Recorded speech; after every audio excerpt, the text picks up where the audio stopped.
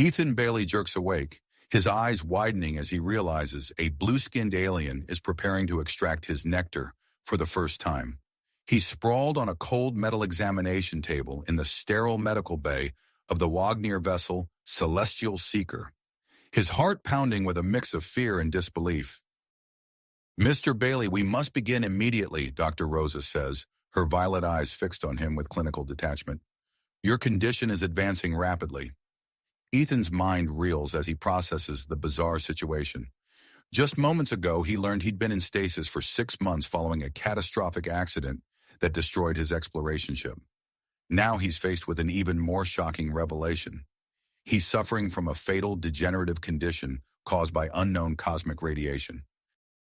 The Wagner physician approaches, holding a strange device. This will collect the necessary bodily fluid, what we call nectar, containing the unique hormones and proteins needed for your treatment, she explains. "We'll need to perform this extraction 5 times daily for the next 30 days. Ethan shifts uncomfortably, acutely aware of his vulnerability. Through a one-way mirror, he spots other Wagner scientists observing with keen interest. The weight of the situation bears down on him as Dr. Rosa's words echo in his mind. Earth is quarantined due to the potential spread of this cosmic radiation. He might be humanity's last hope for a cure. "I understand this is unconventional," Dr. Rosa continues, her tone softening slightly.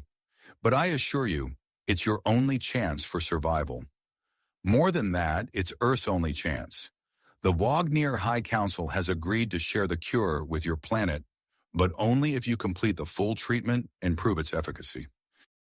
Ethan swallows hard, his throat dry. The fate of humanity rests on his cooperation, on his ability to provide this nectar 5 times a day for a month. It's an enormous burden, one he never asked for or expected. Do I have a choice?" Ethan asks, his voice barely above a whisper. Dr. Rosa's expression remains neutral. "There's always a choice, Mr. Bailey, but consider the consequences. Without this treatment, you'll die, and Earth will remain quarantined, potentially facing a catastrophic epidemic." Ethan closes his eyes, taking a deep breath. When he opens them, he nods slowly. "All right, I'll do it. For Earth, for humanity." Dr. Rosa nods, a hint of relief crossing her features. She moves closer, the collection device humming softly. "We'll begin now. Try to relax, Mr. Bailey. This first extraction may be uncomfortable." As the Wagner physician positions the device, Ethan steels himself. He's an astronaut, trained to face the unknown, but nothing in his training prepared him for this. Becoming an unwitting test subject, his bodily fluids the key to saving his species. The device touches his skin, and Ethan tenses. Behind the one-way mirror, the Wagner scientists lean forward, their anticipation palpable. In this sterile room, aboard an alien vessel far from home, Ethan Bailey embarks on the strangest mission of his life, one that will push the boundaries of his comfort, his dignity, and perhaps even his humanity. The device touches Ethan's skin, and he inhales sharply. A strange sensation spreads through his body, a mix of discomfort and an unexpected, almost pleasurable tingle. Dr. Rosa's movements are precise and clinical, her violet eyes focused intently on the procedure. "Try to relax, Mr. Bailey," she says softly. "The initial extraction can be intense." Ethan nods, his eyebrows furrowed. He forces himself to breathe slowly, trying to ignore the alien scientist watching from behind the mirror. As the device hums and vibrates against his skin, he feels a pull, as if something essential is being drawn from his very core. After several long minutes, Dr. Rosa steps back. "It's done," she announces, holding up a vial filled with a pearlescent blue liquid. "Your first nectar sample." Ethan sits up slowly, surprised to find he feels invigorated. A warmth spreads through his limbs and he flexes his fingers, noticing a newfound strength. "How do you feel?" Dr. Rosa asks, her clinical detachment softening slightly. "Better, actually," Ethan admits. He glances down at his arm and blinks in surprise. A faint blue tinge has appeared on his skin. "Is that normal?" Dr. Rosa nods, a hint of excitement in her voice. It's a good sign. The treatment may already be taking effect. Over the next few days, Ethan falls into a routine. 5 times daily, he reports to the medical bay for extraction. Each time, the process becomes a little easier, a little less uncomfortable. The blue tint to his skin deepens slightly with each passing day. Between sessions, Ethan explores the celestial seeker. The Wagner vessel is a marvel of technology, its corridors lined with pulsing bioluminescent lights and sleek, curved surfaces that seem to flow like liquid metal. During one of his explorations, Ethan stumbles upon a large observation deck. The vast expanse of space stretches out before him, dotted with unfamiliar constellations. A movement catches his eye, and he turns to see Dr. Rosa approaching. "Beautiful, isn't it?" she says, joining him at the viewport. Ethan nods. "It's incredible. I've never seen this part of the galaxy before." Dr. Rosa smiles, her violet eyes reflecting the starlight. "Would you like to learn about our star charts? Our navigation systems are quite advanced." Over the next hour, Rosa guides Ethan through the basics of Wagner stellar cartography. Her enthusiasm is infectious, and Ethan finds himself captivated not just by the information, but by Rosa herself. Her intelligence and passion shine through as she speaks, and Ethan realizes he's seeing a new side of the formerly detached physician. As the days pass, Rosa begins to spend more time with Ethan outside of the extraction sessions. She teaches him about Wagner culture, their history of scientific advancement, and their peaceful philosophy. During one such conversation, Rosa's expression grows somber. "There's something you should know, Ethan," she says. "The Wagner people, we're facing a crisis of our own." Ethan leans forward, intrigued. "What kind of crisis?" "Our population is in decline," Rosa explains. "We're struggling with extremely low fertility rates. That's part of why we're so interested in your treatment. The proteins in your nectar, they might hold the key to solving our problem as well as yours." This revelation gives Ethan a new perspective on the Wagner's intense interest in his treatment. He finds himself feeling a growing kinship with Rosa and her people. 2 weeks into the treatment, Ethan wakes in the middle of the night, his body burning with an intense heat. He staggers to the medical bay, where Rosa quickly assesses him. "Your body is overproducing the nectar," she explains, her brow furrowed with concern. "We need to increase the extraction frequency to 7 times daily to keep up." Ethan nods, grimacing. "Whatever it take," he says.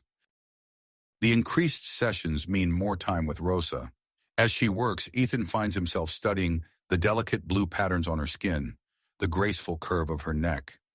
He's surprised to realize he's developing feelings for her, feelings that seem to be reciprocated in the lingering touches and soft smiles Rosa gives him. During one of these additional sessions, an alarm suddenly blares through the ship. Rosa quickly finishes the extraction and rushes out, leaving Ethan alone in the medical bay. Curiosity overtakes him. Using the skills Rosa taught him, Ethan accesses a nearby console and taps into the bridge communications. "Ikurna, demand the immediate return of Ethan Bailey," a stern human voice says. "We have concerns about his well-being and the nature of this treatment you claim to be administering." The Wonier captain's voice is calm but firm. "I'm afraid that's impossible. The treatment is not yet complete. Its success could benefit both our species." "This is your final warning," the Earth representative says. "Return Mr. Bailey, or we will be forced to consider more direct action." The communication cuts off, leaving Ethan reeling. Earth thinks he's being held against his will. They're threatening the Wagners. His mind races, torn between his duty to his home planet and his growing connection to the Wagners, to Rosa. As he contemplates his next move, Ethan comes to a decision. He will continue the treatment, but he needs answers. It's time to confront Rosa and demand full transparency about the Wagner's plans for the nectar. With newfound perseverance, Ethan heads for the bridge, ready to face whatever consequences his decision might bring. Ethan's willpower solidified as he strode toward the bridge, his footsteps echoing in the sleek corridors of the celestial seeker. The revelation of Earth's ultimatum caused great concern on his mind, but it only strengthened his grit to uncover the truth about the Wagner's intentions. As he approached the medical bay for his next scheduled extraction, Ethan spotted Rosa preparing the familiar device. Her violet eyes met his, and she seemed to sense the shift in his demeanor. "Rosa," Ethan said, his voice steady despite the tension coiling in his chest. "We need to talk." Rosa's hand stilled on the device. "What's wrong, Ethan?" He took a deep breath. "I know about the communication from Earth. They're demanding my return." Rosa's eyes widened, a flicker of alarm crossing her features. "How did you—" "That's not important," Ethan interjected.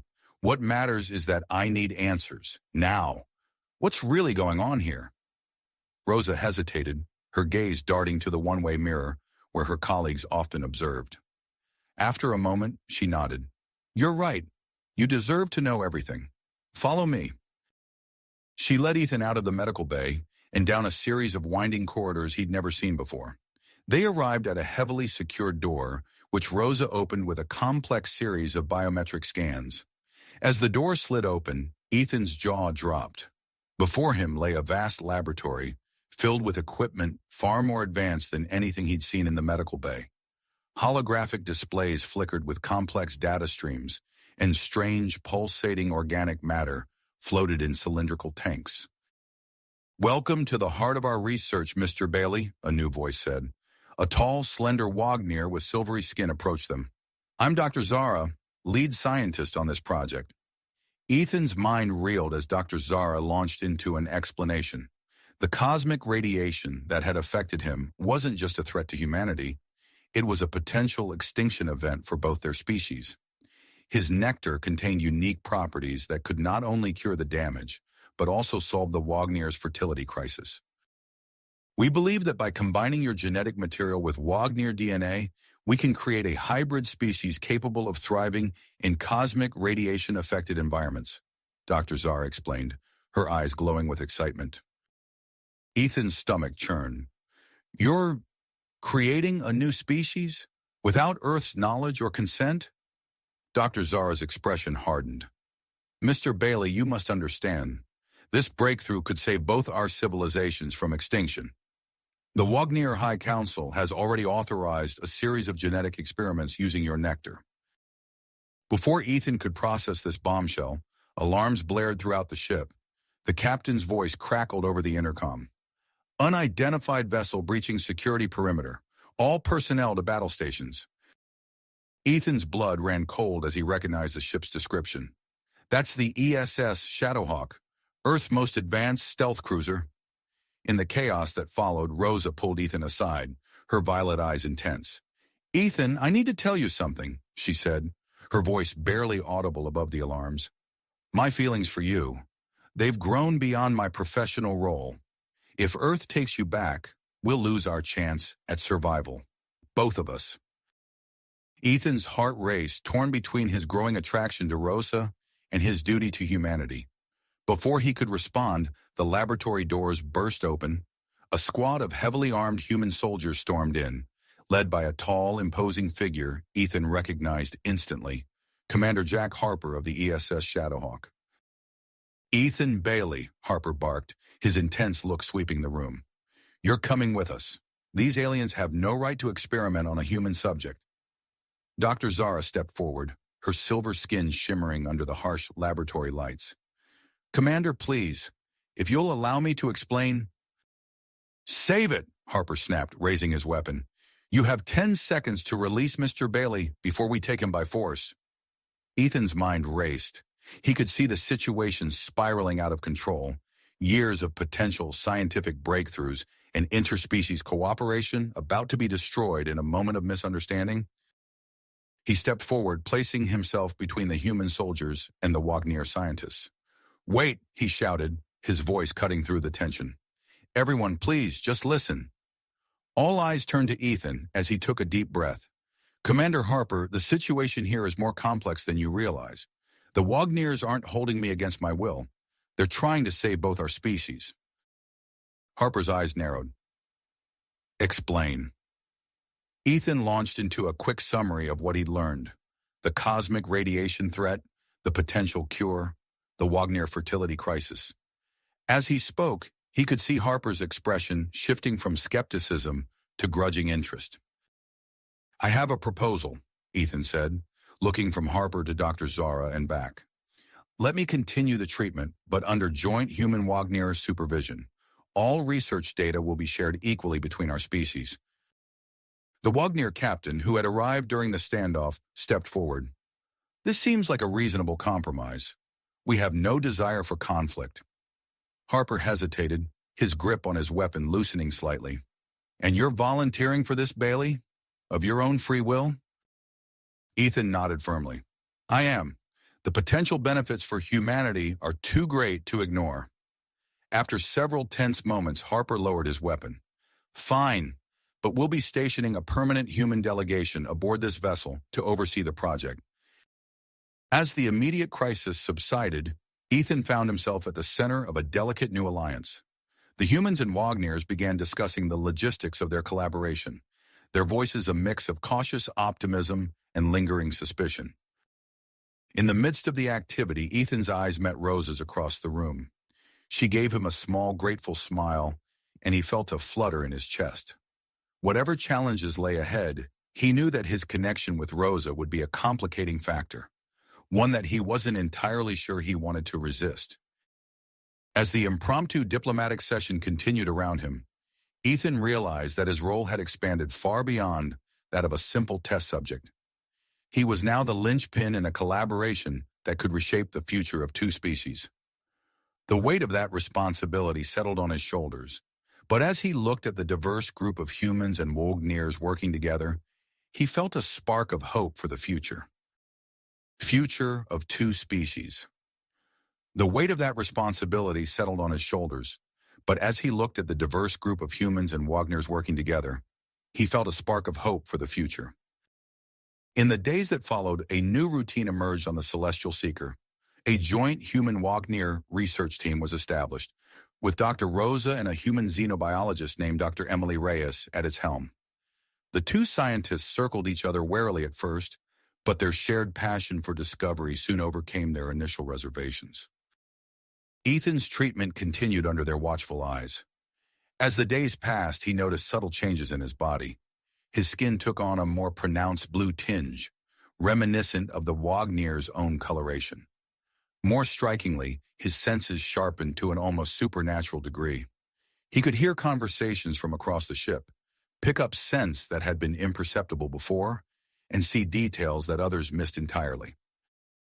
During one extraction session, Ethan lay on the medical bay's sleek examination table, Rosa's cool hands expertly attaching the extraction device to his arm.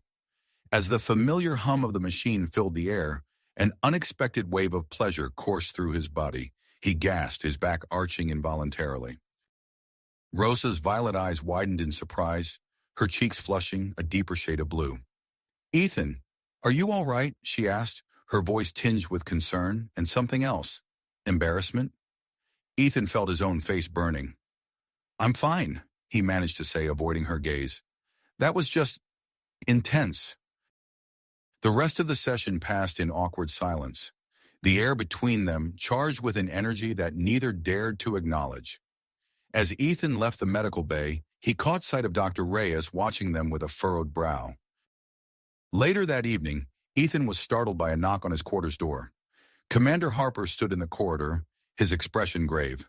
"We need to talk, Bailey," Harper said, stepping inside and closing the door behind him. "I've received new orders from Earth. They want me to obtain samples of your nectar for independent study." Ethan frowned. "But that would violate our agreement with the Wagners." Harper nodded, his teeth clenched. "I know. That's why I'm coming to you first. We need your cooperation to do this discreetly." Ethan's mind raced. He understood Earth's desire for independent verification, but the thought of betraying the Wagners, of betraying Rosa, made his stomach churn. I need to think about this," he said finally.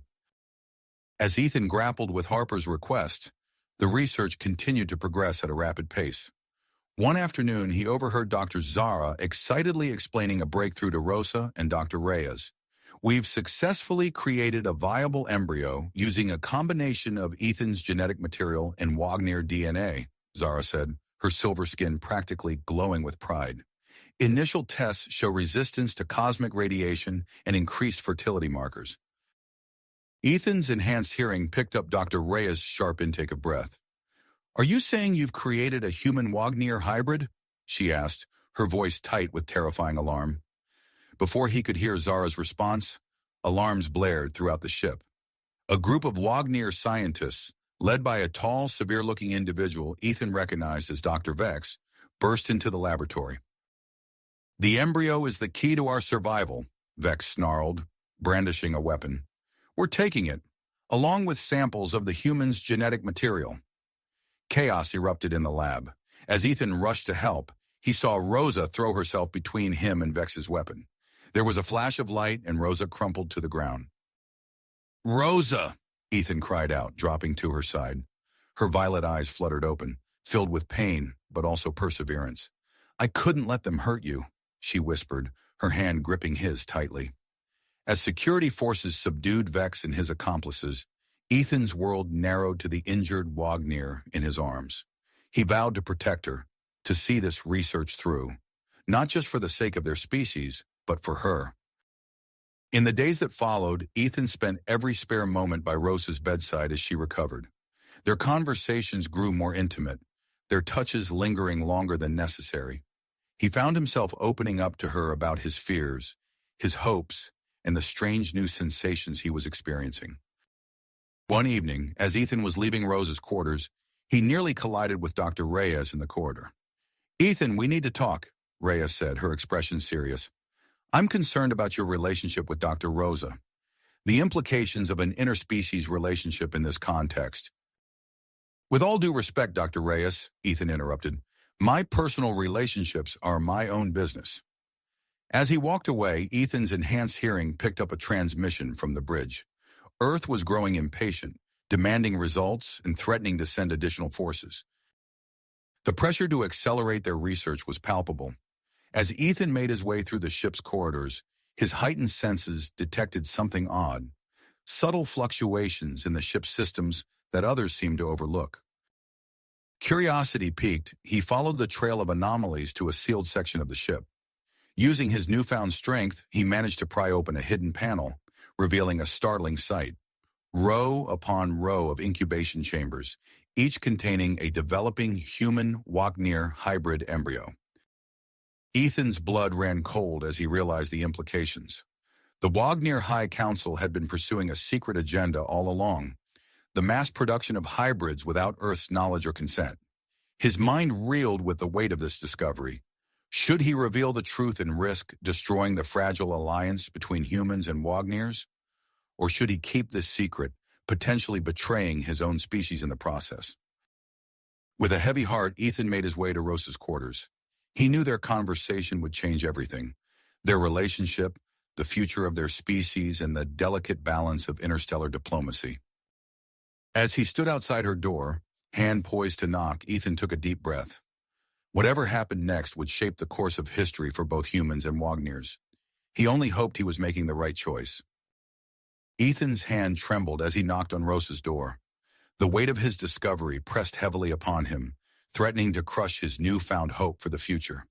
When the door slid open, revealing Rosa's concerned expression, he stepped inside without a word.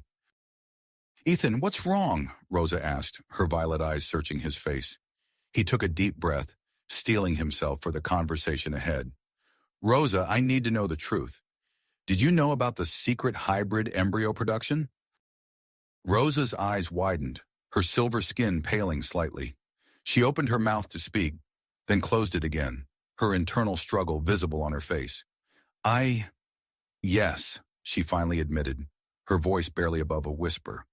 "But Ethan, you have to understand. Our species is dying. The High Council believed this was our only chance for survival." Ethan's fists clenched at his sides. "And you didn't think to tell me? To tell Earth? This goes beyond our agreement, Rosa. It's a violation of trust." Rosa moved closer, her hand reaching out to touch his arm. "I wanted to tell you. Every day it tore me apart, but I was caught between my duty to my people and my growing feelings for you." Her touch sent a jolt through Ethan's body, his anger warring with the undeniable connection he felt to her. "Feelings?" he repeated, his voice hoarse. Their eyes met, and in that moment, the tension between them snapped. Ethan pulled Rosa close, their lips meeting in a passionate kiss. The world around them faded away as they lost themselves in the intensity of their emotions. As they kissed, Ethan felt a strange sensation coursing through his body. A soft blue glow began to emanate from his skin, accompanied by a subtle, alluring scent. Rosa pulled back, her eyes wide with wonder. "Ethan, you're glowing," she breathed, her fingers tracing the luminescent patterns on his arm. Before Ethan could respond, alarms blared throughout the ship. The sudden cacophony was accompanied by a sickly sweet smell permeating the air. "What's happening?" Ethan asked, his enhanced senses on high alert. Rosa's face paled. "It's a pheromone attack. Dr. Vex must have released it into the air circulation system. It's designed to incapacitate the crew." Ethan tensed, waiting for the effects to hit him, but nothing happened. "I don't feel anything," he realized. "Your altered physiology must make you immune," Rosa said, her voice filled with a mixture of relief and scientific curiosity. The ship lurched suddenly, throwing them off balance. Through the walls, Ethan could hear the sounds of struggle and confusion. "We need to stop this," he said, determination filling his voice. "Can you synthesize an antidote for the pheromone?" Rosa nodded. "I can try, but I'll need to get to the lab." They made their way through the chaos-filled corridors, Ethan's enhanced strength and senses proving invaluable as they encountered Vex's accomplices. As they fought their way forward, Ethan noticed something strange. Whenever he touched an agitated Wagner, they seemed to calm almost instantly. "Rosa, look," he said, demonstrating the effect on a panicked scientist. "My touch seems to neutralize the pheromone's effects." Rosa's eyes widened. "This could be crucial. We need to get you to the main ventilation hub. If we can disperse your essence through the ship's air supply, we might be able to counteract Vex's attack." They changed course, heading for the heart of the ship's life support systems. As they rounded a corner, they came face to face with a squad of human soldiers led by Commander Harper. "Bailey, you're coming with us," Harper barked, his weapon raised. "We're extracting you immediately." Ethan stepped forward, placing himself between the soldiers and Rosa. "Commander, we don't have time for this. The ship is under attack. We need to work together to stop it." Harper's eyes narrowed, but before he could respond, another group appeared behind them. Dr. Zara led a team of Wagner scientists, their faces set with willpower. "We cannot allow you to take Ethan," Zara said firmly. "His presence here is vital for both our species." The tension in the corridor was palpable as both groups faced off, weapons at the ready. Ethan looked from one side to the other, realizing that the fate of the mission, and possibly both species, rested on what happened next. Suddenly, Ethan felt a surge of energy coursing through his body. His skin began to emit a soft, pulsating light, bathing the corridor in an ethereal blue glow. The assembled humans and Wagners stared in awe, momentarily forgetting their standoff. Dr. Zara was the first to break the silence. This is unprecedented," she breathed, her scientific curiosity overriding her concern for the immediate situation. "Commander Harper, you must see now that Ethan's transformation is far more significant than we initially believed." Harper's grip on his weapon loosened slightly, his eyes fixed on Ethan's glowing form. "Explain," he demanded. As Zara launched into a rapid-fire explanation of their latest findings, Ethan felt a strange sensation building within him. It was as if his body was adapting, evolving in real time to meet the crisis at hand. "We need to act now," he interrupted, his voice carrying a new authority that surprised even him. "I believe I can neutralize the pheromone attack, but I need your cooperation." Harper hesitated for a moment, then nodded curtly. "What do you need us to do?" As Ethan outlined his plan, he caught Rosa's eye. She gave him a small, proud smile, and he felt a renewed surge of tenacity. Whatever challenges lay ahead, he knew that together they had a chance to forge a new future for both their species. With the combined efforts of the human and Wagner teams, they made their way to the main ventilation hub. As Ethan prepared to interface with the ship's systems, he couldn't help but wonder what other changes awaited him.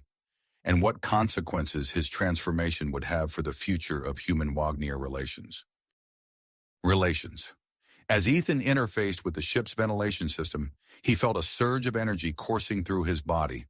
The soft blue glow emanating from his skin intensified, pulsing in rhythm with his heartbeat. Within moments, the pheromone attack's effects began to dissipate, and the crew members regained their senses. In the days that followed, Ethan's transformation continued to accelerate at an unprecedented rate. His skin now constantly emitted a gentle blue luminescence, casting an ethereal glow wherever he went. But the most significant change came in the form of his Nectar production. Dr. Zara burst into the lab one morning, her silver skin shimmering with excitement. "Ethan, Rosa, you need to see this," she exclaimed, gesturing for them to follow her to the medical bay. As they entered, Ethan's eyes widened at the sight before him. A severely injured Wagner scientist lay on the examination table, their silver skin marred by angry burns and lacerations. Dr. Zara carefully applied a small amount of Ethan's most recent Nectar sample to one of the wounds. The effect was immediate and astounding. The damaged tissue began to knit itself back together, the burn fading away as if it had never existed. Within minutes, the wound had completely healed, leaving behind unblemished silver skin. "Your bodily fluids have developed powerful healing properties," Dr. Zara explained, her voice filled with awe. "They can regenerate damaged tissue and even reverse the effects of cosmic radiation exposure. This could change everything." As news of the breakthrough spread, the pressure on the research team intensified. Both human and Wagner authorities demanded they maximize Ethan's Nectar production, seeing it as a potential cure-all for their respective species ailments. Rosa, ever protective of Ethan, worked tirelessly to develop a new extraction method that would be more efficient and less taxing on his body. "We need to be careful," she warned the team. "We don't know the long-term effects of increased production on Ethan's physiology."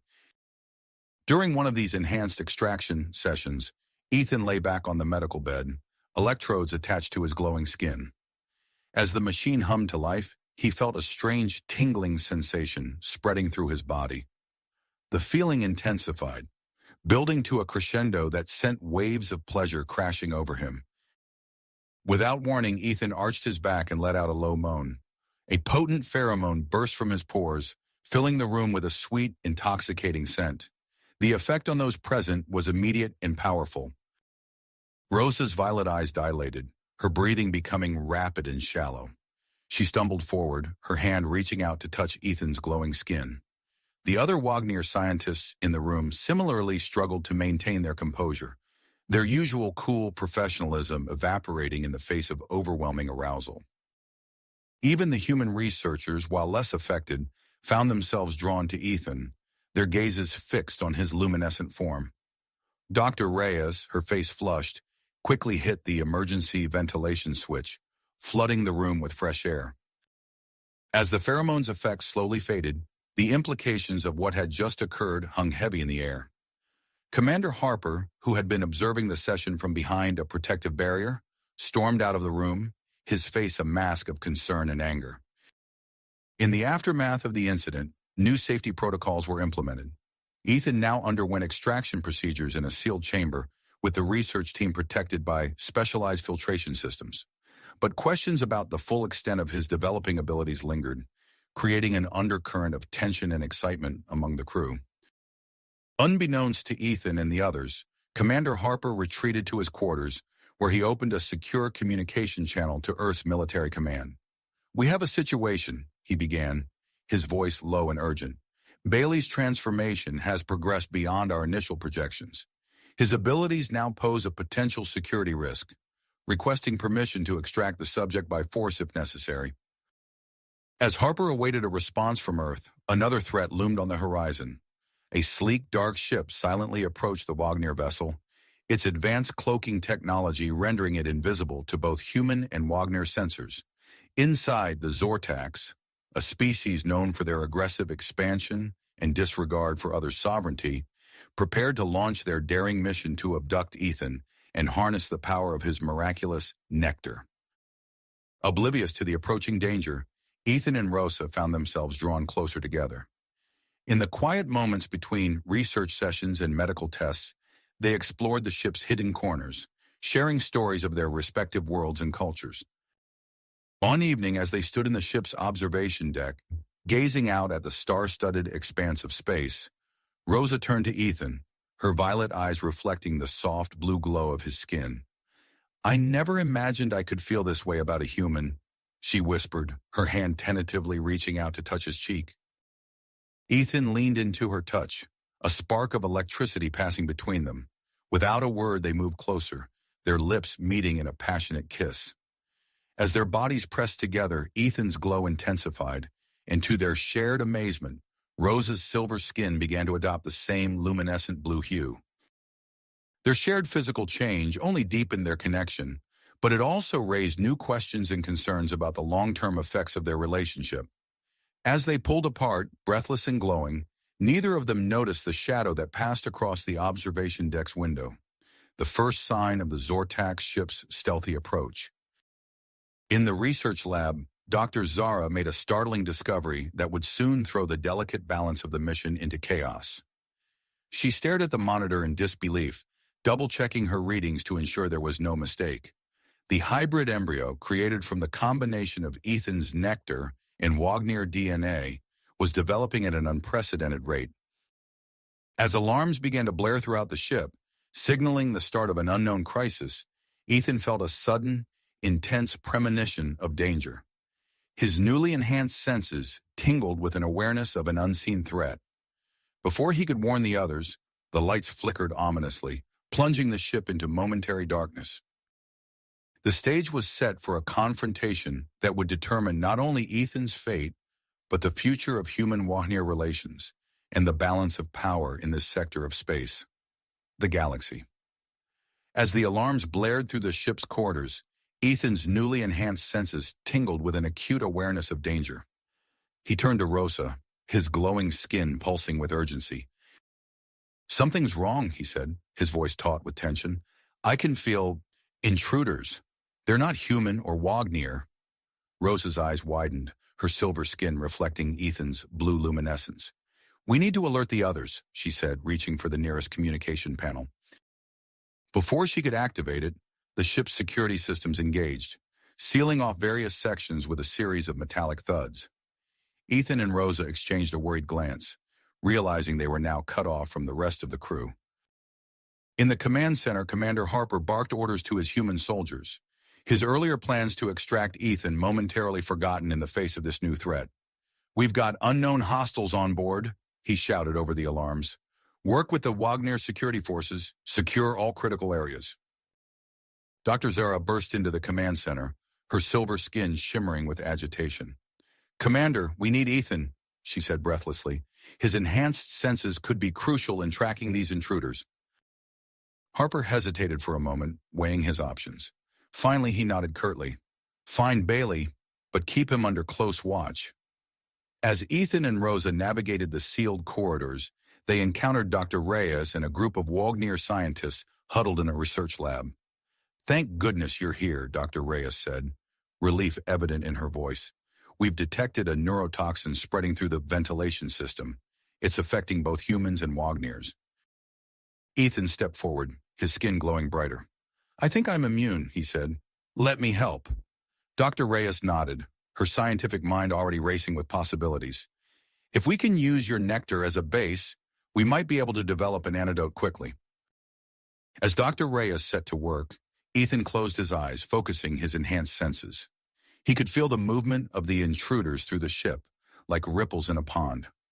"I can guide our defense teams," he said, opening his eyes. "I know where they are." Rosa placed a hand on his arm, her touch sending a spark of electricity through him. "I'm coming with you," she said firmly. Together, they made their way through the ship, using Ethan's abilities to direct the combined human Wagner defense forces. As they turned a corner, they came face to face with three of the intruders. Tall, lithe beings with iridescent skin and multiple eyes. Without hesitation, Ethan lunged forward, his glowing hand connecting with the nearest alien. To his surprise, the creature immediately stiffened, its muscles locking up as if paralyzed. Rosa and the security team quickly subdued the other two. Zortax, one of the Wagner security officers hissed, his voice filled with disdain. Galactic pirates and thieves. As they secured the prisoners, Ethan felt a sudden surge of energy coursing through his body. His skin began to pulse with intense blue light, causing the captive Zortax to recoil and shield their eyes. Ethan, Rosa gasped, your light, it's affecting them. Before they could explore this new development further, Dr. Zara's panicked voice came through their communication devices. Emergency in the main lab. Dr. Vex has escaped, and he's after the hybrid embryo. Ethan's heart raced as he and Rosa sprinted toward the lab. They arrived to find Dr. Zara facing off against Dr. Vex, the container holding the rapidly developing embryo clutched in his hands. Step back, Vex snarled, his eyes wild with desperation, or I'll destroy it. Ethan moved forward slowly, his hands raised in a placating gesture. Dr. Vex, please, he said calmly. Think about what you're doing. That embryo could be the key to saving both our species. As he spoke, Ethan focused on projecting his newfound ability, letting waves of soothing blue light wash over the room. Dr. Vex's grip on the container loosened slightly, his eyes growing unfocused. In that moment of distraction, Rosa moved with lightning speed, snatching the embryo container from Vex's hands. Ethan quickly closed the distance, placing his glowing palm on Vex's chest. The rogue scientist immediately went rigid, paralyzed by Ethan's touch.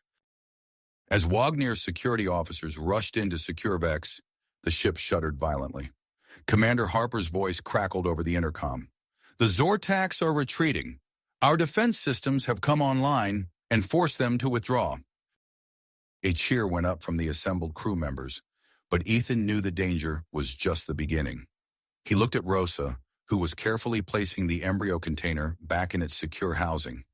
Their eyes met, and a moment of unspoken understanding passed between them. Later, as the ship's crew worked to repair the damage and treat those affected by the neurotoxin, Ethan and Rosa found themselves alone in a quiet corner of the observation deck. The adrenaline of the battle had faded, leaving them both physically and emotionally drained. I've never experienced anything like that, Rosa said softly, her violet eyes searching Ethan's face. The way you handled everything, it was incredible. Ethan smiled, feeling a warmth spread through him that had nothing to do with his glowing skin. I couldn't have done it without you, he replied, reaching out to take her hand. As their fingers intertwined, a visible spark jumped between them. Rosa gasped, her eyes widening in surprise. Ethan watched in amazement as a faint blue glow began to spread across Rosa's silver skin, starting from where their hands were joined. Ethan, Rosa whispered, her voice a mix of awe and uncertainty. What's happening to me? Before Ethan could respond, Dr. Rhea's voice came over the intercom, urgency clear in her tone. Ethan, Rosa, report to the medical bay immediately. We've made a discovery about the embryo that you need to see. As they hurried towards the medical bay, Ethan's mind raced with questions. The Zortax attack, his evolving abilities, and now this unexpected development with Rosa. It was clear that their mission had taken a turn none of them could have anticipated. Whatever lay ahead, Ethan knew that the future of human-Wagner relations, and perhaps the entire galaxy, would hinge on what they discovered next. As Ethan and Rosa hurried toward the medical bay, the ship's corridors seemed to pulse with an energy that mirrored Ethan's own internal turmoil. They burst through the doors, greeted by the concerned faces of Dr. Reyes and Dr. Zara. What's the emergency? Ethan asked, his skin casting a soft blue glow over the room. Dr. Reyes gestured to a nearby monitor. The embryo's development has accelerated beyond our wildest expectations. We're detecting complex neural activity that shouldn't be possible at this stage. As they gathered around the screen, Rosa suddenly doubled over, clutching her stomach. Ethan reached out to steady her, and a visible spark jumped between them. Rosa's silver skin began to shimmer with a faint blue luminescence. What's happening to me? Rosa gasped, her violet eyes wide with a mix of fear and wonder. Dr. Zara quickly scanned Rosa with a handheld device. Incredible, she murmured. Your DNA is undergoing a transformation. It's incorporating elements of Ethan's enhanced genetic structure. In the days that followed, the Wagner ship became a hive of intense scientific activity and heightened security. Ethan's transformation continued to accelerate, his skin now constantly emitting a pulsating blue glow visible through his clothing. The frequency of his nectar extraction sessions increased dramatically, leaving him feeling drained and vulnerable. Rosa's changes progressed as well. Her strength increased, and she found herself more resistant to the effects of cosmic radiation. However, these developments came at a cost. She experienced intense physical discomfort and mood swings that left her feeling like a stranger in her own body. Commander Harper, seeing the potential military applications of Ethan's abilities, approached him one evening after a particularly grueling extraction session. "Bailey," Harper said, his voice gruff but tinged with an undercurrent of excitement, "we need to test the full extent of your new powers. I'm proposing a series of combat training exercises." Ethan hesitated, the weight of his newfound importance settling heavily on his shoulders. "Is that really necessary, Commander? I'm not a weapon." Harper's eyes narrowed. "No, but you might be our best defense against future Zortax attacks. We need to know what you're capable of." Reluctantly, Ethan agreed to participate in the training sessions. Over the next few weeks, he demonstrated abilities that left both humans and Wagners in awe. He lifted objects 10 times his body weight with ease, dodged energy weapon blasts with inhuman reflexes, and emitted concentrated pulses of blue energy from his hands that could stun opponents. Most unsettling of all, Ethan discovered a limited form of telepathy. He could sense the intentions of those around him, a skill that proved both useful and isolating. As Ethan's powers grew, so did the interest of various factions aboard the ship. The Wagner High Council sent additional scientists to study him, while Earth's government demanded more frequent updates on his condition. The constant scrutiny put a strain on Ethan and Rosa's relationship, as they struggled to find moments of privacy amidst the endless observations and tests. One night, as they managed to steal a few precious minutes alone in the observation deck, Rosa turned to Ethan, her newly luminescent skin casting a soft glow in the darkness. "I feel like I'm losing myself," she whispered, her voice trembling. "Every day I become less Wagner and more something else." Ethan pulled her close, feeling the familiar spark of energy between them. "We're in this together," he said softly. "Whatever we're becoming, we'll face it as one." Their moment of intimacy was interrupted by a ship-wide alert. They rushed to the main laboratory where they found Dr. Zara standing over the hybrid embryo's container, her face a mask of shock and wonder. "It's growing at an exponential rate," she explained as they entered. "The embryo has reached a developmental stage equivalent to a late-term fetus in a matter of hours." As they watched, the container began to shake violently. Alarms blared throughout the lab as the embryo's life signs spiked off the charts. Ethan stepped forward, drawn by an inexplicable connection to the developing life form. He placed his hand on the container, and a surge of energy passed through him. In that moment, he saw a vision of a future where his abilities reshaped the balance of power in the galaxy. The container cracked, and a blinding light filled the room. As the light faded, Ethan, Rosa, and the scientists stared in awe at the small, glowing figure that emerged. A perfect fusion of human and Wagner traits, pulsing with the same blue energy that coursed through Ethan's veins. The birth of this new life form marked a turning point in their mission, one that would change everything for humans, Wagners, and their place in the cosmos. As the hybrid child opened its eyes, revealing irises that swirled with patterns of stars and galaxies, Ethan realized that their journey was just getting started. In fact, it had only just begun. The hybrid child's eyes, swirling with cosmic patterns, locked onto Ethan's. In that moment, an overwhelming surge of energy coursed through the room, causing the lights to flicker and equipment to spark. Dr. Zara stumbled back, her antennae twitching in alarm. "Ethan," she called out, her voice strained, "the child's bioelectric field is intensifying. We need to stabilize it before—" Her words were cut off as alarms blared throughout the ship. Commander Harper's voice crackled over the intercom, urgent and tense. "All personnel report to emergency stations. We have a critical situation in the main laboratory." Ethan felt a tugging sensation in his mind, a psychic link forming between him and the rapidly growing hybrid. Images flashed before his eyes, glimpses of potential futures, worlds reshaped by the power now awakening in this small being. Rosa gripped Ethan's arm, her newly luminescent skin pulsing in sync with the child's. "Ethan, what's happening?" Before he could respond, the hybrid child began to emit a pulsating blue glow, far more intense than Ethan's own. The energy lashed out, interfering with the ship's systems.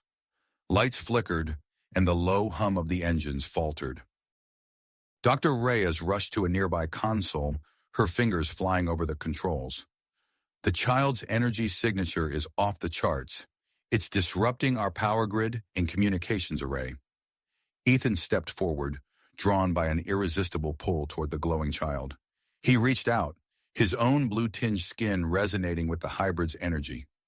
As their auras connected, Ethan gasped, overwhelmed by a flood of sensations and knowledge. "I can feel him," Ethan whispered, his voice filled with awe. "He's growing, adapting, evolving." The lab doors hissed open, admitting Commander Harper and a contingent of human and Wagner officials. Their faces were masks of concern and barely concealed fear. "Bailey," Harper barked, "what's the situation?" Before Ethan could reply, a surge of psychic energy knocked him off his feet. He collapsed to the ground, his body convulsing as waves of blue light rippled across his skin. The pulse expanded outward, temporarily incapacitating everyone in the room except Rosa. In the moment of chaos, the lab doors burst open again. A group of armed individuals stormed in, led by a wild-eyed scientist Ethan recognized as one of Dr. Vex's sympathizers. "Secure the hybrid," the leader shouted, raising a weapon. Rosa reacted instinctively, her enhanced strength allowing her to knock aside the first attacker. She positioned herself between the intruders and the rapidly developing child. The containment field around the medical bay shimmered and failed, exposing the newborn to the ship's atmosphere. To everyone's astonishment, the hybrid child adapted instantly. His body grew and changed before their eyes, quickly reaching the size and apparent age of a human toddler. The child's skin glowed with an intense blue light, and with a wave of his small hand, the ship's energy systems began to respond. Lights flickered in complex patterns, and nearby computer screens displayed rapidly scrolling data. Ethan, recovering from his psychic episode, pushed himself to his feet. He reached out with his mind, feeling the child's confusion and fear. Acting on instinct, Ethan created a bioelectric field around himself, Rosa, and the hybrid, shielding them from the ongoing conflict. The child, sensing Ethan's protective intent, locked eyes with him. A telepathic bond formed instantly, and Ethan felt a rush of images and emotions that weren't his own. Commander Harper, assessing the situation quickly, barked orders to his troops. "Secure the lab! Protect the hybrid at all costs!" The Wagner security forces, initially hesitant due to conflicting orders from their superiors, ultimately sided with Harper after witnessing the child's remarkable abilities. As the brief but intense firefight subsided, Ethan watched in amazement as the hybrid child continued to grow and develop. Within an hour, he had reached the apparent age of a human adolescent. The boy's eyes, still swirling with cosmic patterns, focused on Ethan and Rosa. "I know you," the hybrid said, his voice a melodic blend of human and Wagner tones. "I remember everything." Dr. Zara and Dr. Reyes approached cautiously, their scientific curiosity overriding their fear. Dr. Reyes ran a handheld scanner over the boy's glowing form, her eyes widening at the results. "This is unprecedented," she murmured. "His cellular structure is in a constant state of flux, adapting and evolving at an exponential rate." Dr. Zara's antennae twitched as she studied her own readings. "The energy output is immense. If this continues unchecked, he could drain the ship's power reserves within hours." Ethan felt a surge of panic through his link with the hybrid child. "He's scared," Ethan said, turning to the others. "He doesn't know how to control it." Drawing on his own experiences, Ethan reached out both physically and mentally to the boy. "It's okay," he said softly. "I can help you." As Ethan began to work with the child, attempting to stabilize his volatile physiology, A new alarm sounded. The Wagnir captain's voice rang out over the intercom, tense and urgent. Multiple Zortax ships detected on an intercept course. All hands prepare for emergency maneuvers. Commander Harper's face hardened as he assessed their options. With the ship's systems compromised and their defenses weakened, they were in no position for a confrontation with the Zortax.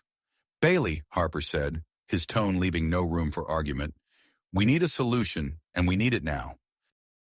Ethan looked from the hybrid child to Rosa, then back to Harper.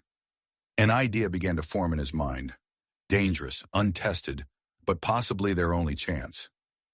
"I think I know a way," Ethan said, his skin pulsing with blue light. "But it's going to take all of us working together." As the Zortax fleet drew nearer, Ethan prepared to execute their desperate plan. The fate of everyone aboard the Wagnir vessel now rested on the success of this untested fusion of human, Wagnir, and hybrid abilities. The fate of everyone aboard the Wagnir vessel now rested on the success of this untested fusion of human, Wagnir, and hybrid power. Ethan took a deep breath, steeling himself for what was to come. He turned to Rosa and the hybrid child, their faces illuminated by the pulsing blue energy that coursed through their bodies. "We need to connect to the ship's power systems," Ethan explained, his voice steady despite the urgency of the situation. "It's our only chance to create a defense against the Zortax." Rosa nodded, her luminescent skin shimmering with anticipation. The hybrid child, now resembling a young adult due to his accelerated growth, stepped forward with a determined expression. "I'm ready," the hybrid said, his voice a harmonious blend of human and Wagnir tones. Commander Harper barked orders to clear the area, and within moments the trio stood before the ship's main power conduit. Ethan placed his hands on the smooth metallic surface, feeling the thrum of energy beneath his palms. Rosa and the hybrid followed suit, forming a triangle around the conduit. As they made contact, a surge of energy coursed through them. Ethan gasped, his body becoming a conduit for the ship's power. He felt the hybrid's consciousness brush against his own, amplifying his bioelectric field. The energy expanded rapidly, enveloping the entire Wagnir vessel in a shimmering blue barrier. The timing was perfect. Just as the shield formed, the Zortax fleet opened fire. Energy blasts slammed into the barrier, creating ripples of blue light that danced across the ship's hull. Inside the vessel, alarms blared as the strain on the power systems intensified. Ethan gritted his teeth, feeling as if his very atoms were being pulled apart. Sweat beaded on his forehead as he fought to maintain the shield. Rosa, her own transformation accelerating, found herself instinctively channeling excess energy from Ethan to the ship's systems. Her skin now glowed as brightly as his, pulsing in rhythm with the power flow. "Ethan," she called out, her voice strained, "I can help stabilize the energy. Just hold on." The hybrid child, his eyes swirling with cosmic patterns, amplified their combined efforts. The shield strengthened, deflecting wave after wave of Zortax attacks. On the bridge, Commander Harper watched the battle unfold on the main view screen. He turned to his communications officer, his expression grim. "Order all human crew to integrate with Wagnir defense teams," he commanded. "We need to repair damaged systems and prepare countermeasures." As the crew scrambled to follow orders, Dr. Reyes worked feverishly in her makeshift lab. She had managed to synthesize more of Ethan's nectar and was now distributing it to key personnel. "This should enhance your abilities," she explained to a group of human and Wagnir technicians. "Use it wisely. We don't know how long the effects will last." The Zortax, frustrated by their inability to penetrate the energy shield, changed tactics. They launched a barrage of specialized probes designed to infiltrate the barrier and disrupt it from within. Harper's voice crackled over the intercom. "All security teams, be on alert. We have potential intruders. Find and neutralize any Zortax probes that make it through the shield." As the battle raged on, a new threat emerged from within. Dr. Vex, seizing the opportunity presented by the chaos, managed to escape from his holding cell. He slipped through the corridors, avoiding the frantic crew members as he made his way to a communication array. Vex's fingers flew over the controls, attempting to establish a link with the Zortax fleet. "This is Dr. Vex," he whispered urgently. "I have information about the human and hybrid. I'm willing to trade." His transmission was cut short as Dr. Zara burst into the room, her antennae quivering with anger. "I knew you'd try something like this," she hissed, lunging for the console. Vex snarled, swinging a fist at the Wognir scientist. In the ensuing struggle, vital communication equipment sparked and sizzled, rendered useless by the damage. Back at the power conduit, the hybrid child's eyes widened. Through his connection to the ship's systems, he sensed the sabotage. A mental image flashed to Ethan, conveying the situation. Ethan's heart sank as he realized the implications. Without long-range communicators, they couldn't call for reinforcements. He knew what he had to do, but the cost would be high. "Commander," Ethan called out through gritted teeth, his voice strained by the effort of maintaining the shield. "We need to drop the barrier, just for a moment, long enough to send a distress signal." Harper hesitated, weighing the risks. Finally, he nodded. "Do it, Bailey. We'll make it count." Ethan took a deep breath, then released his hold on the energy field. The shimmering blue barrier flickered and vanished. In that brief window, Harper transmitted an urgent distress call to Earth in the Wognir homeworld. But the Zortax were waiting for just such an opportunity. A squad of their soldiers, clad in sleek battle armor, materialized on the ship's teleportation pads.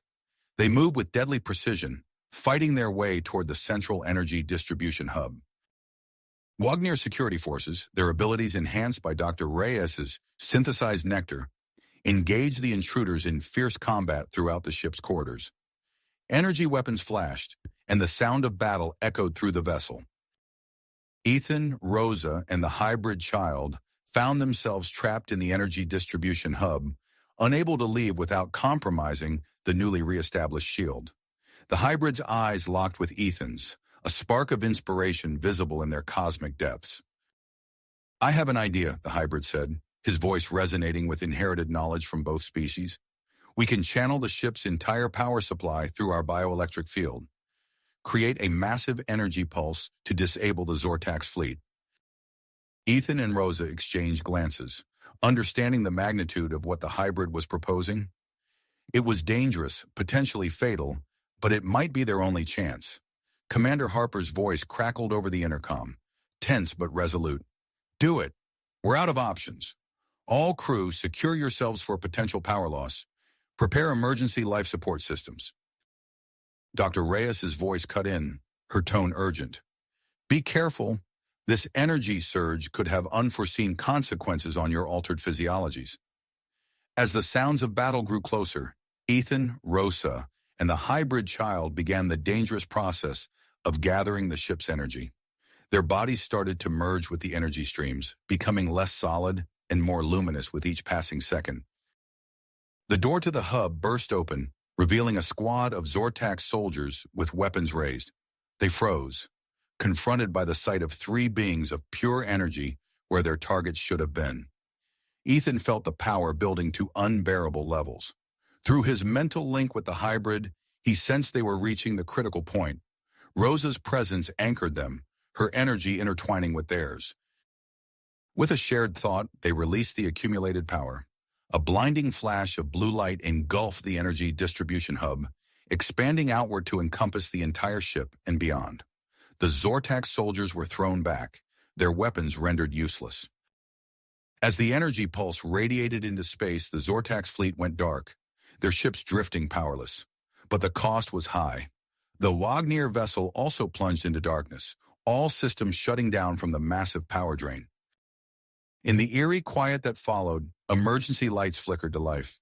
They revealed the unconscious forms of Ethan, Rosa, and the hybrid child. Their bodies changed even further by the enormous energy surge. As the crew rushed to restore power and assess the damage, Dr. Reyes made her way to the energy distribution hub. Her eyes widened as she scanned the trio with her medical equipment. "This is incredible," she murmured, staring at the readings. "The energy pulse has altered the fabric of space around us. It's creating a field that accelerates healing and enhances physical abilities for both humans and Wognirs." Commander Harper, his face illuminated by the dim emergency lighting, took in the information with a mix of awe and concern. he turned to his second-in-command, issuing rapid-fire orders. Launch probes to study this field and get those emergency beacons online. We need to attract allied ships and secure our position before any Zortax reinforcements arrive. As the crew sprang into action, Ethan, Rosa, and the hybrid child were carefully moved to the medical bay. Their life signs were erratic, bodies exhibiting strange energy fluctuations that baffled even Dr. Zara's extensive knowledge of xenobiology. The fate of the three beings who had saved the ship now hung in the balance. As Dr. Zara and Dr. Reyes worked tirelessly to stabilize their conditions, the crew of the Wagner vessel waited anxiously for news of their savior's recovery. In the depths of space, the disabled Zortax fleet drifted silently, a testament to the power unleashed by the unlikely alliance of human, Wagner, and hybrid. But as the probes sent out by Commander Harper began to collect data on the mysterious energy field surrounding the ship, it became clear that this battle was only the beginning of a much larger story, one that would reshape the future of interspecies relations and the balance of power in the galaxy. Galaxy for years to come. As the emergency lights cast an eerie glow throughout the ship, Dr. Reyes and Dr. Zara rushed to stabilize Ethan, Rosa, and the hybrid child in the medical bay. The trio's skin pulsed with an intensified blue radiance, their bodies still crackling with residual energy from the massive surge. Their cellular structure is shifting at an unprecedented rate, Dr. Zara observed, her antennae twitching as she analyzed the readouts on her medical scanner. We need to regulate their energy output before it overwhelms their systems. Dr. Reyes nodded, her fingers flying over a nearby console. I'm synthesizing a modified version of the Nectar. It should help stabilize their condition. As the two scientists worked tirelessly, Commander Harper's voice crackled over the intercom. Dr. Reyes, status report on our guests. Still unconscious, Commander, she replied, administering the synthesized Nectar to Ethan. But their vital signs are stabilizing. We'll keep you updated on any changes. On the bridge, Harper turned to his tactical officer. What's the status of the Zortax fleet? Still disabled, sir, the officer reported.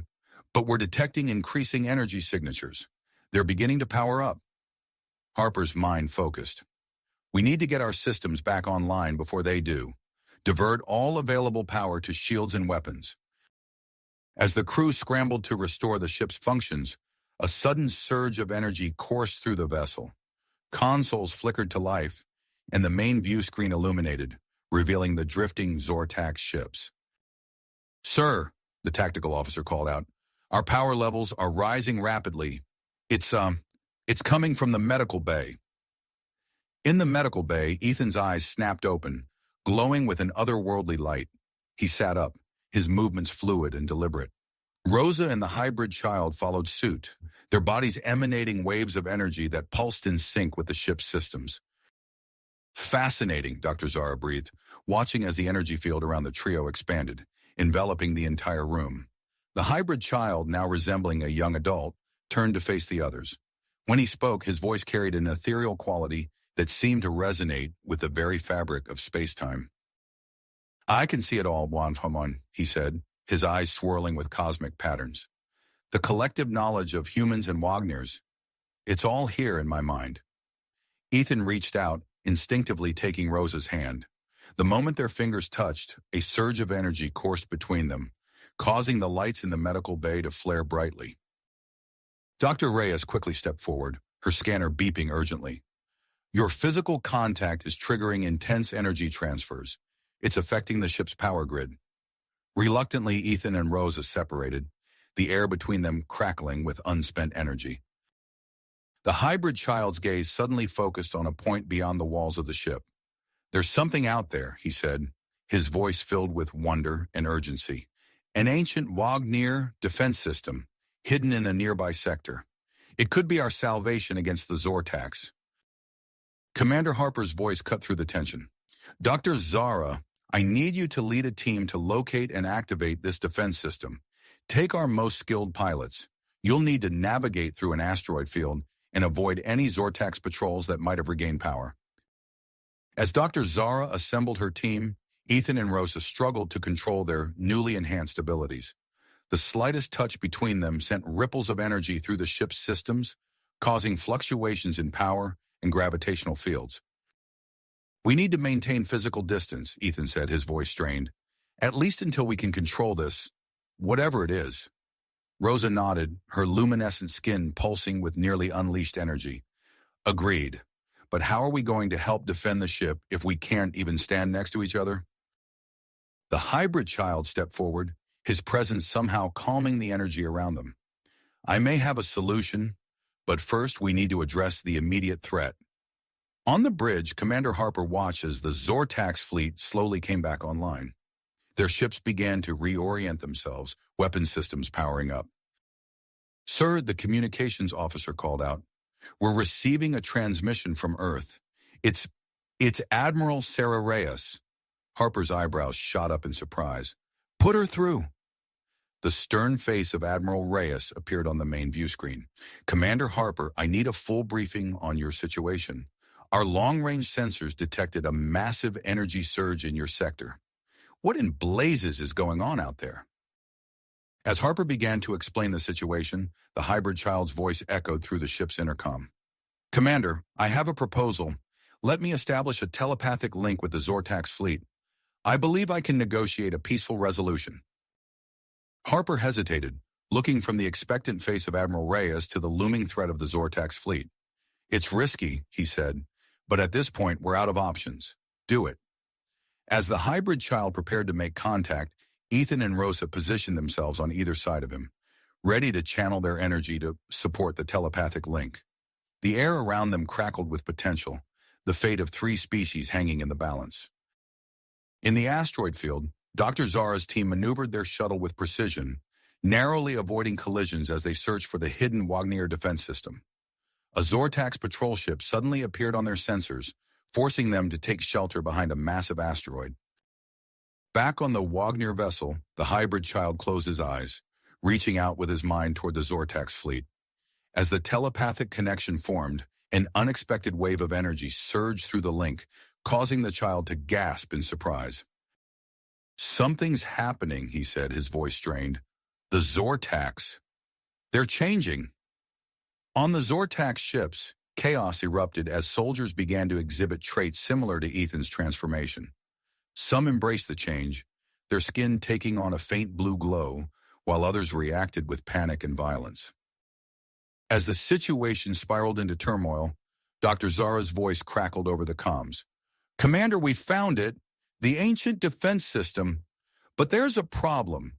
It requires an enormous amount of energy to activate, more than our ship can provide." Commander Harper turned to the medical bay, where Ethan, Rosa, and the hybrid child stood connected by tendrils of pulsing energy. "We may have just the power source we need," he said, his voice grim with the weight of the decision before him. The hybrid child's eyes snapped open, filled with a mix of wonder and urgency. "Commander," he said, his voice resonating with newfound knowledge, "I've made contact with the Zortax. Their aggression, it's not what we thought. They're desperate. Their homeworld is dying, and they need resources to survive." Admiral Reyes's voice cut through the tension. "Commander Harper, I need your decision now. Do we engage in military action, or do we risk everything on this diplomatic approach?" Harper looked at the faces around him, the determined crew, the transformed trio in the medical bay, and the expectant gaze of Admiral Reyes on the monitor. The next few moments would determine the course of interstellar relations for generations to come. With a deep breath, he opened his mouth to give the order that would shape the future of 3 species. Species. Harper's decision crystallized in an instant. "We negotiate," he declared firmly, turning to face the hybrid child. "Initiate the telepathic link." The hybrid child nodded, closing his eyes in concentration. Ethan and Rosa moved closer, their bodies humming with energy. As the telepathic connection formed, an unexpected surge of power coursed through the link, causing the child to gasp. "It's working," he said, his voice strained. "But the energy, it's more than I anticipated." Suddenly, a brilliant blue light erupted from the trio, expanding rapidly to encompass the entire ship. The energy field continued to grow, engulfing the Zortax fleet in its radiance. On the bridge, the crew watched in awe as the view screen filled with swirling patterns of light. Harper felt a strange sensation in his mind, as if countless voices were whispering just beyond his comprehension. "Sir," the communications officer called out, her voice filled with wonder. "We're receiving everything. Zortax communications, thoughts, memories. It's all flooding in." Admiral Reyes's face on the monitor showed a mix of shock and fascination. "Harper, what's happening out there?" Before he could respond, Harper's mind was overwhelmed by a torrent of alien experiences. He saw the dying Zortax homeworld, felt their desperation, and understood the driving force behind their aggression. Simultaneously, he sensed the Zortax gaining insight into humanity's history of conflict and eventual cooperation. In the medical bay, Ethan and Rosa experienced a similar flood of shared consciousness. Their hands intertwined, no longer causing power fluctuations, but instead stabilizing the massive energy field. "It's incredible," Rosa breathed, her eyes wide with wonder. "I can feel their fear, their hope, everything." Ethan nodded, his gaze distant as he processed the influx of information. "They're not so different from us," he said softly. "They're just trying to survive." The hybrid child stood at the center of the energy maelstrom, his body pulsing with light as he acted as a conduit for the shared consciousness. Through him, the collective knowledge and experiences of all three species flowed freely. On the Zortax ships, the scene mirrored that of the Wagner vessel. Soldiers and commanders alike stood transfixed as their minds expanded to encompass new perspectives. The initial panic subsided, replaced by a growing sense of understanding and empathy. Seizing the moment, Admiral Reyes's voice cut through the mental cacophony. "Commander Harper, we need to act now. Initiate emergency diplomatic talks with the Zortax leadership." Harper shook himself from his daze, focusing on the task at hand. "Agreed, Admiral. Patching you through to the Zortax command ship now." As the connection was established, Dr. Zara's voice crackled over the comms. "Commander, we've activated the ancient defense system, but it's not what we expected. It's generating some kind of stable wormhole." Harper's eyes widened as he processed this new information. An idea began to form in his mind, one that could change the course of this conflict. "Dr. Zara, can you adjust the wormhole's destination?" "I believe so, Commander. Where did you have in mind?" Harper took a deep breath, his gaze fixed on the swirling energy field that connected the fleets. "Set it for the Zortax homeworld. We're going to offer them a lifeline." As Dr. Zara's team worked to recalibrate the wormhole, Harper turned his attention to the diplomatic channel. The face of the Zortax High Commander filled the screen, his expression a mix of confusion and cautious hope. "This is Commander Harper of the Wagner vessel," Harper began, his voice steady. "We understand your situation, and we want to help. We propose a joint mission to revitalize your homeworld using a new energy source we've discovered." The Zortax commander's eyes widened. "And what would you ask in return for this assistance?" Admiral Reyes stepped in, her tone firm but diplomatic. "We seek an exchange of knowledge and technology. Your advanced propulsion systems could greatly aid our deep space exploration efforts." As the negotiations progressed, Ethan, Rosa, and the hybrid child maintained the energy field, their bodies glowing with an otherworldly light. The hybrid child's voice echoed through the minds of all connected to the field. "We stand at a crossroads," he said, his words resonating with the combined wisdom of three species. "The path of conflict leads only to destruction, but together we can forge a new future, one of cooperation and shared prosperity." The Zortax High Commander was silent for a long moment, his gaze shifting between Harper, Admiral Reyes, and the mesmerizing energy field that linked their ships. Finally, he spoke, his voice carrying the weight of a momentous decision. "We accept your proposal," he said, bowing his head slightly. "Let this be the beginning of a new era for all our peoples." As the words left his mouth, the energy field pulsed brightly, as if in affirmation of the alliance. The crew of the Wagner vessel erupted in cheers, their jubilation echoed by similar celebrations on the Zortax ships. Harper turned to Ethan, Rosa, and the hybrid child, who were now slowly lowering the energy field. "We'll need your help for the next phase," he said, his eyes filled with grit. "Are you ready to embark on the most important mission of your lives?" Ethan and Rosa exchanged a glance, their hands still clasped tightly together. The hybrid child stepped forward, his form now resembling a young adult, his eyes shimmering with cosmic knowledge. "We're ready," Ethan said, speaking for all three of them. "What's our first step?" Harper gestured to the view screen, where the shimmering portal of the wormhole was now visible. "We make our way to the Zortax homeworld. It's time to put our alliance to the test and see if we can save a planet." As the Wagner vessel and the Zortax fleet prepared to enter the wormhole, a sense of anticipation filled the air. The journey ahead would push the limits of their newfound cooperation, testing the bonds forged in the crucible of conflict. But for the first time in recent memory, there was hope. Hope for a future where the stars themselves were within reach, and where the combined strengths of three species could overcome any obstacle. The hybrid child's voice echoed through the minds of all present. A final thought before they embarked on their momentous journey. This is only the beginning. You have reached the end of the story. If you enjoyed this story and want to support us, please leave a like and subscribe to our channel, and for every comment that says 88, I will heart every single one of them. Thank you for your time.